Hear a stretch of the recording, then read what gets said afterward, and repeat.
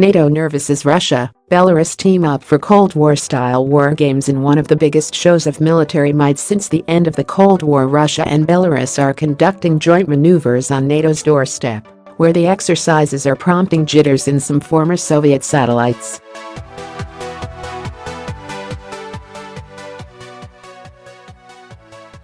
Ukrainian President Petro Poroshenko has stepped up security on his country's border with Belarus, warning that the Zapad 2017 exercises could be a prelude to an invasion.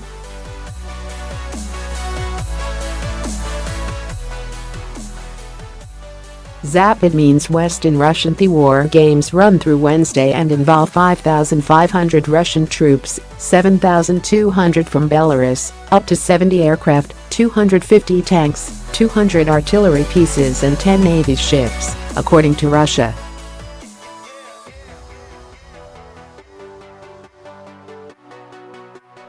However, as NPR's Lucian Kim tells Morning Edition, there's some debate about how big the exercises are, and NATO believes the numbers are bigger than Moscow is letting on.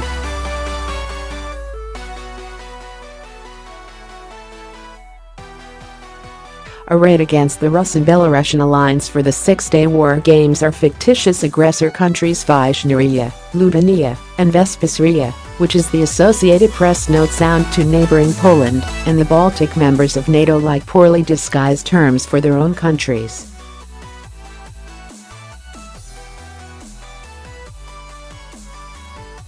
The New York Times reports that the first mock front will be directed at Vyshneria on Thursday, a distillation of the Kremlin's darkest fears about the West.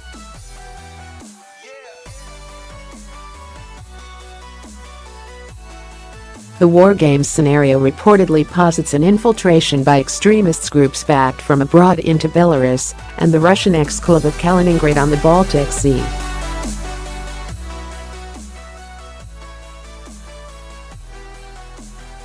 According to the Times, Zapad 2017 is the latest iteration of a series of training maneuvers that began under the Soviet Union in the 1970s and were revived in 1999 and expanded under Russian President Vladimir Putin.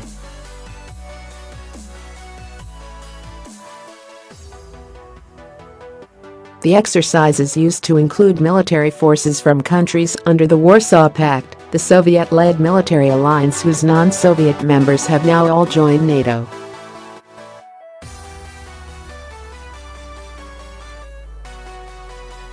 Today, the military exercise has shrunk to just 2 participants, Russia and Belarus, but it is still viewed warily by military planners in the West, the newspaper says.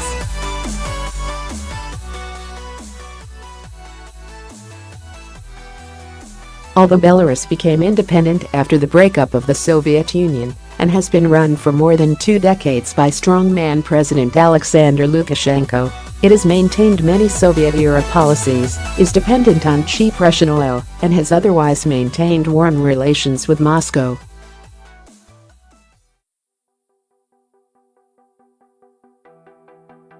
He's been playing this constant balancing act between the West and Russia, NPR's Kim says.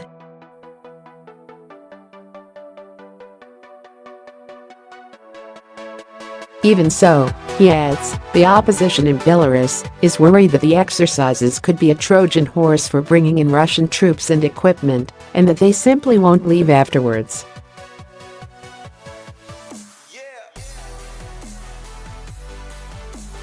He says that from Russia's perspective, the region where these exercises are taking place is far behind the NATO front line during the Cold War.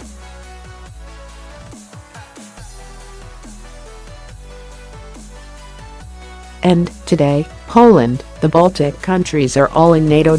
Meanwhile, Oleg Voinov, an advisor to Belarus's defense ministry, sought to calm tensions, saying the exercises are not threatening anyone.